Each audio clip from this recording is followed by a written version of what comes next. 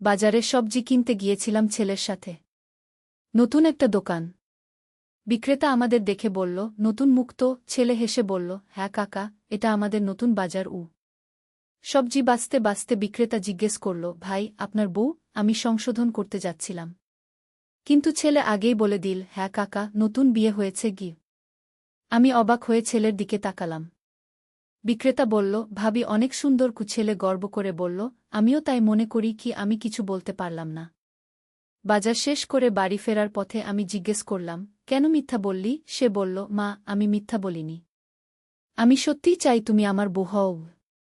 আমি থমকে দাঁড়ালাম। সে আমার হাত ধরে বলল, মা, দেখেছ দোকানদার কেমন বিশ্বাস করেছে? কারণ আমরা সত্যিই দম্পতি মনে হই কি? সে আরও বলল, মা, আমি তোমাকে ভালোবাসি। আমি চাই সবাই জানুক তুমি আমার। আমরা কি সত্যিই বিয়ে করতে পারি না? আমি বাজারের ব্যাগ নিয়ে দাঁড়িয়ে রইলাম। রাস্তার মানুষজন আমাদের দিকে তাকিয়ে হাসছিল। এই গল্পটি সম্পূর্ণ শুনলে আপনাদের পানি অটোমেটিক বের হয়ে যাবে, সো যত দ্রুত সম্ভব হাতের কাছে টিস্যু নিয়ে বসে পড়ুন। বিছানার চাদর যেন নষ্ট না হয় সেটা সম্পূর্ণ খেয়াল রাখার অনুরোধ জানিয়ে গল্পটি এখন শুরু করব। তার আগে সর্বশেষ অনুরোধ, দয়া করে এমন পানি বের করার গল্প নিয়মিত শুনতে আমাদের চ্যানেলটি সকলেই সাবস্ক্রাইব করুন। ধন্যবাদ। হ্যালো বন্ধুরা, আমার নাম মৌসুমী দাস। আমার বয়স ৪৪ বছর। আমার স্বামীর নাম রবীন দাস, বয়স ৪৭ বছর। আমাদের ২ সন্তান, রনি আর পূজা।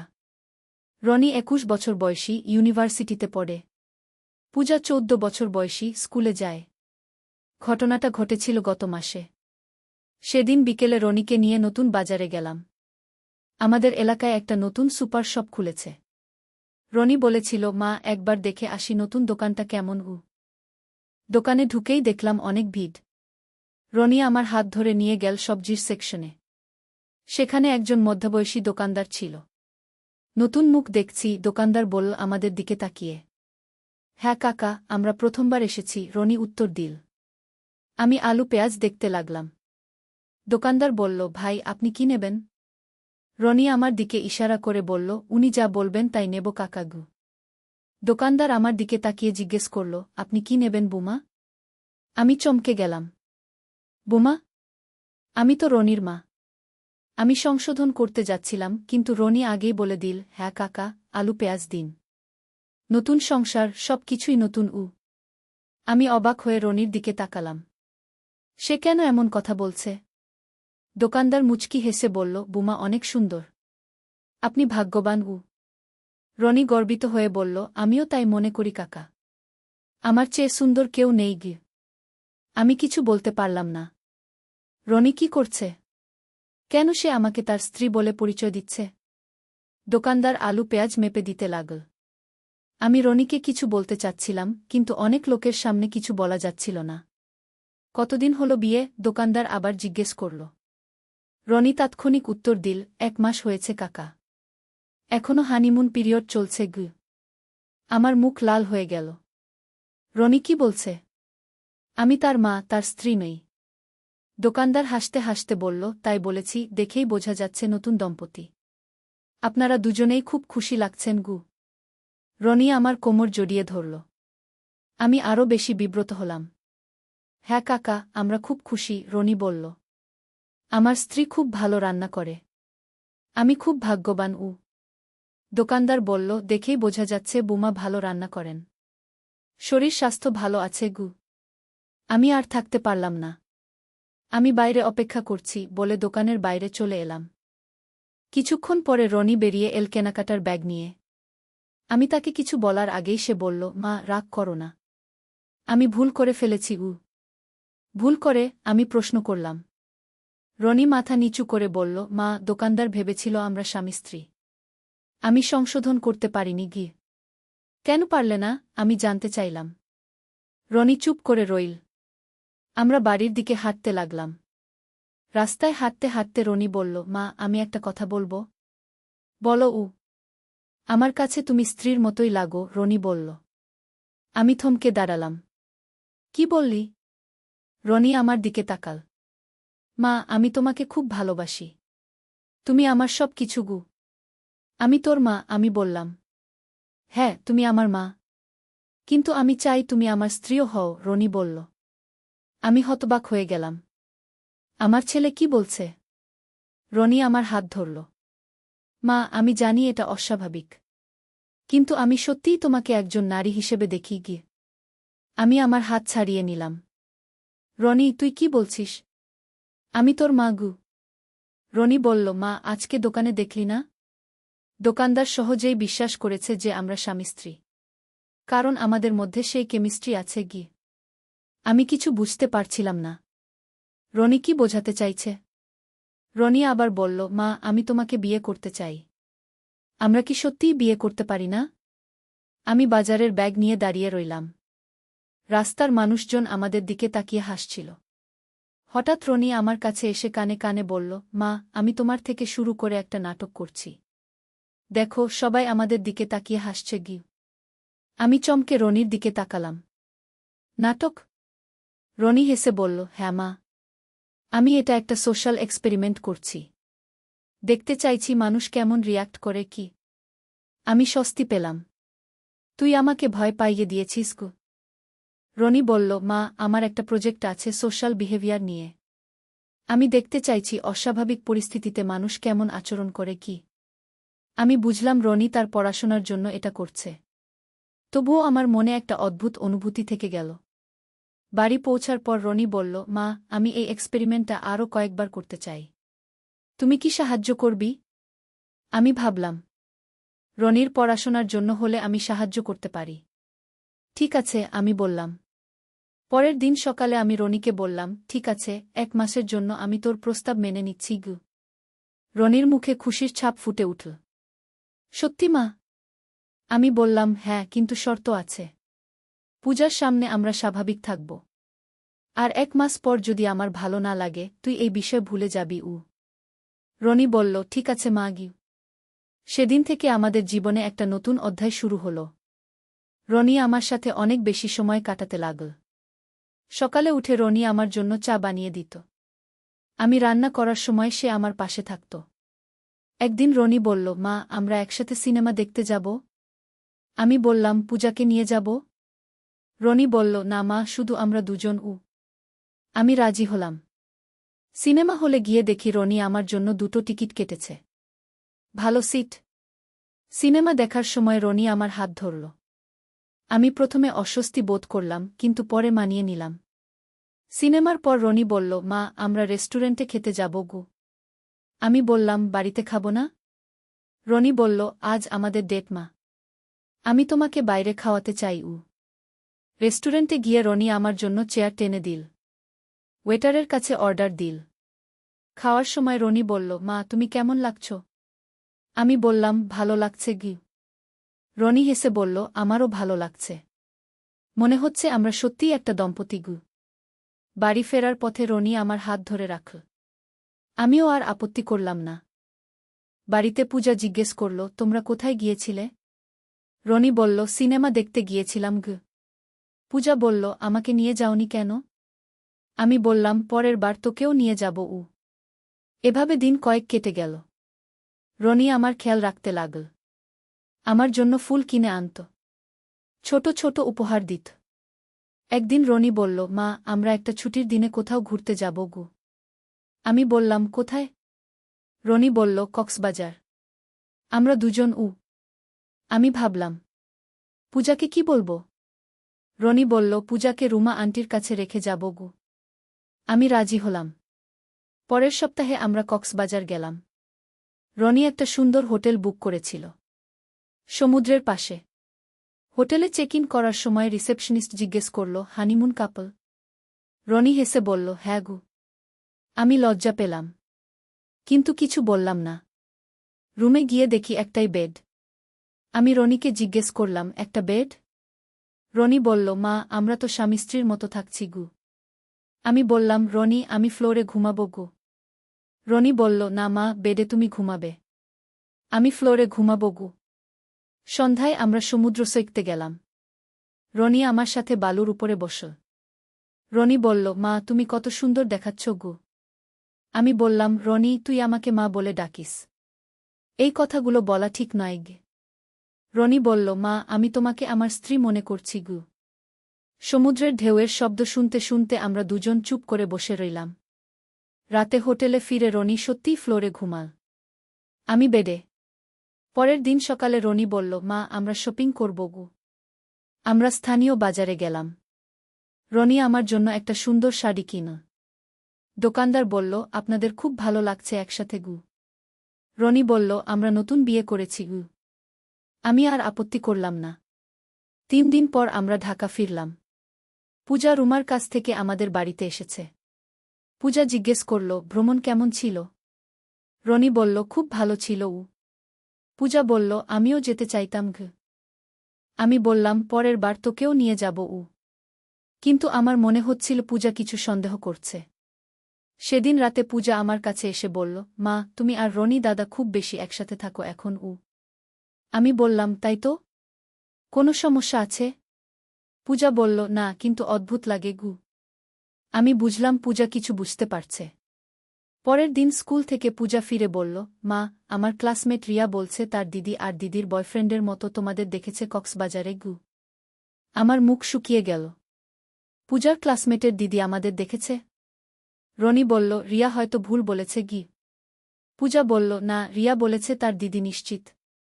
তোমরা হাত ধরে হাঁটছিলে গু। আমি কিছু বলতে পারলাম না। সেদিন রাতে রনিকে ডেকে বললাম, রনি, আমাদের এই সম্পর্ক শেষ করতে হবে গু। রনি বলল, কেন মা? আমরা তো ভালো ছিলাম গু। আমি বললাম, পূজা সন্দেহ করছে। মানুষ কথা বলছে গি। রনি বলল, মা, মানুষ কি বলবে তা নিয়ে চিন্তা করো না গি। আমি বললাম, রনি, পূজার ভবিষ্যতের কথা ভাবো। তার বিয়ে হবে। মানুষ কি বলবে? রনি চুপ হয়ে গেল। আমি বললাম, রনি, আমাদের 1 মাস পূর্ণ হয়েছে। এবার স্বাভাবিক জীবনে ফিরে যেতে হবে গু। রনি বলল, মা, তুমি কি খুশি ছিলে না আমার সাথে? আমি সত্যি বলতে খুশি ছিলাম। রনি আমার অনেক যত্ন নিয়েছে। কিন্তু আমি বললাম, রনি, এটা ঠিক নয়। তুই একটা মেয়ে খুঁজে নে কি। রনি বলল, ঠিক আছে মা। আমি তোমার কথা মানব উ। পরের দিন থেকে রনি আমার সাথে দূরত্ব বজায় রাখতে লাগল। কিন্তু আমি বুঝতে পারছিলাম সে দুঃখী। একদিন রনি বলল, মা, আমি বাইরে থাকার একটা জায়গা খুঁজছি উ। আমি চমকে গেলাম। কেন? রনি বলল, আমার মনে হয় আলাদা থাকাই ভালো উ। আমি বললাম, রনি, তুই বাড়িতেই থাক উ। রনি বলল, না মা। আমি তোমার কাছে থেকে নিজেকে কন্ট্রোল করতে পারছি না গি। আমি বুঝলাম রনির অবস্থা। কিছুদিন পর রনি সত্যিই বাড়ির কাছে একটা ফ্ল্যাট ভাড়া নিয়ে চলে গেল। পূজা খুব কান্নাকাটি করল। রনি দাদা কেন চলে গেল? আমি বললাম, ওর পড়াশোনার সুবিধার জন্য উ। কিন্তু পূজা বুঝতে পারছিল কিছু একটা সমস্যা আছে। রনি চলে যাওয়ার পর আমি খুব একা অনুভব করতে লাগলাম।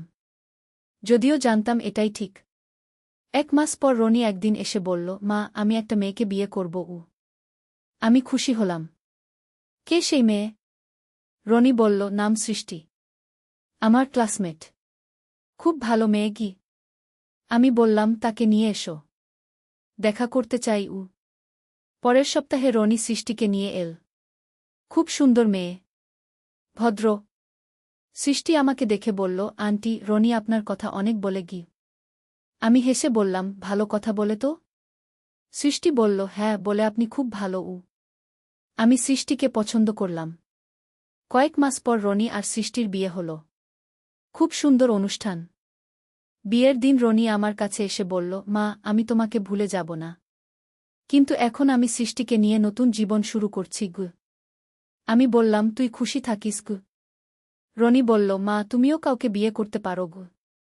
আমি হেসে বললাম, দেখি গু। আজ 2 বছর পর রনি খুব সুখী। সৃষ্টি খুব ভালো বৌমা। তারা আমার বাড়ির কাছেই থাকে। পূজাও এখন বোঝে। সে আমাকে একদিন বলেছিল, মা, রনি দাদার আগে তোমার প্রতি কেমন একটা আচরণ ছিল উ। আমি বলেছিলাম, সেটা এখন অতীত গু। এখন আমি একা। কিন্তু খুশি। রনি সুখী দেখে আমার ভালো লাগে। মাঝে মাঝে মনে হয়, যদি আমি তখন রনির প্রস্তাব মেনে নিতাম। কিন্তু তারপরেই মনে হয় না, যা করেছি তাই ঠিক। রনি এখন একজন ভালো স্বামী। সৃষ্টিকে খুব ভালোবাসে। তাদের একটা বাচ্চাও হয়েছে। আমি দাদি হয়েছি। নাতি দেখলে মনটা ভালো হয়ে যায়। জীবনে অনেক ঘটনা ঘটে, কোনোটা ঠিক কোনোটা ভুল, কিন্তু শেষ পর্যন্ত সবাই যদি খুশি থাকে সেটাই যথেষ্ট। আজ বাজারে গিয়ে সেই দোকানদারের সাথে আবার দেখা। সে জিজ্ঞেস করল, আপনার ছেলে কেমন আছে? আমি বললাম, ভালো আছে।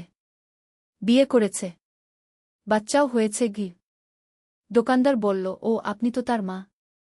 আমি ভেবেছিলাম স্ত্রী গো। আমি হেসে বললাম, হ্যাঁ আমি তার মা গু। দোকানদার বলল, আপনাদের দেখে তো মনে হতো স্বামী স্ত্রী গু। আমি বললাম, মানুষ অনেক কিছুই ভেবে নেয় গু। বাড়ি ফেরার পথে ভাবলাম, জীবনে কত রহস্য থাকে।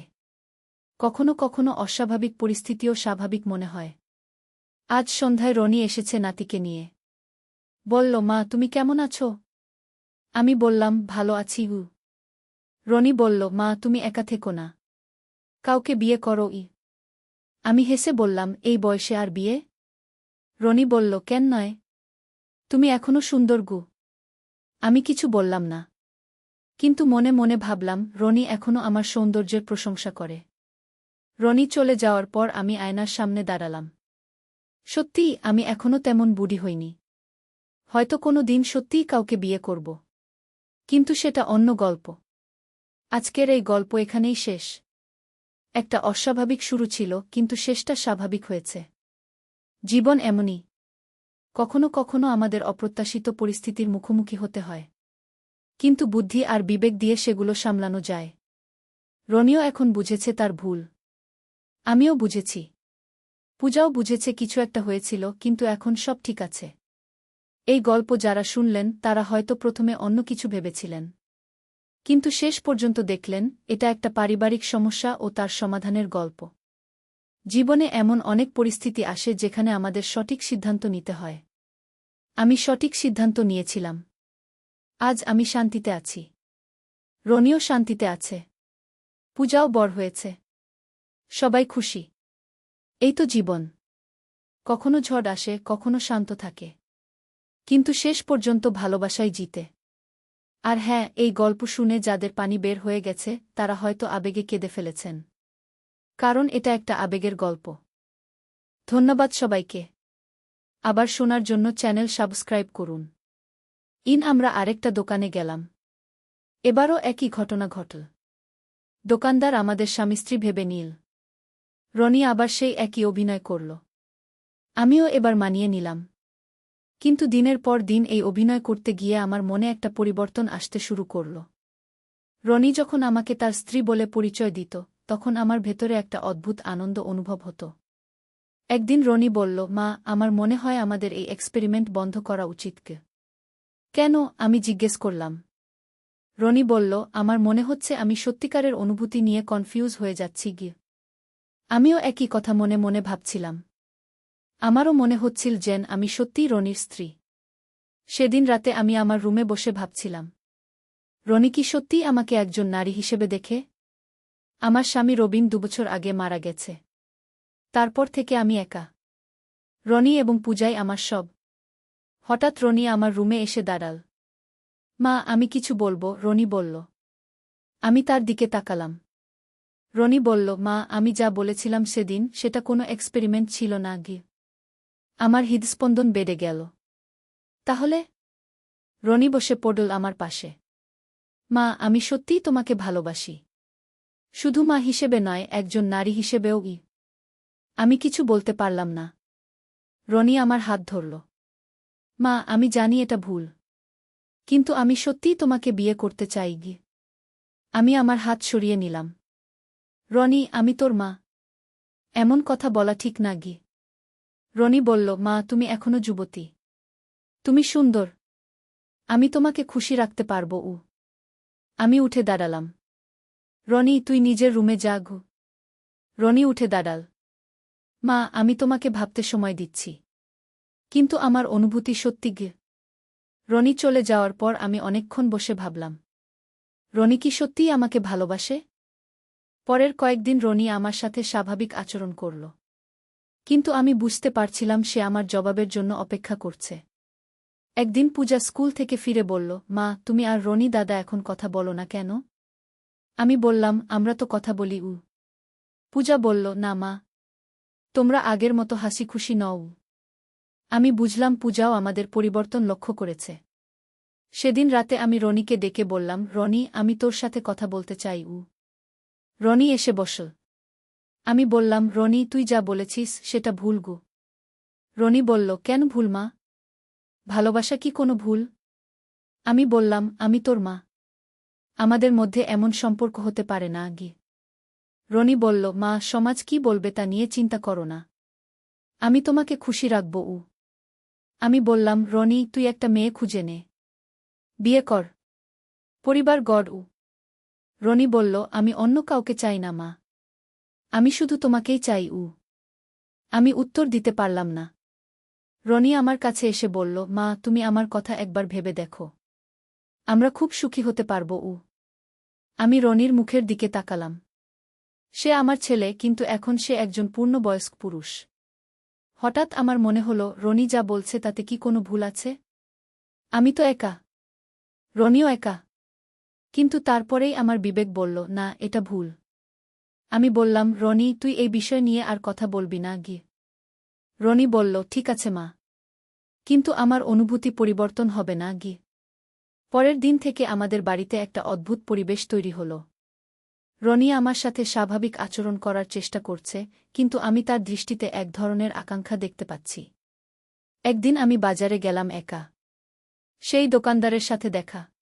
কোথায় আপনার স্বামী? দোকানদার জিজ্ঞেস করল। আমি বুঝলাম সে রনির কথা বলছে। আমি বললাম, উনি বাড়িতে গু।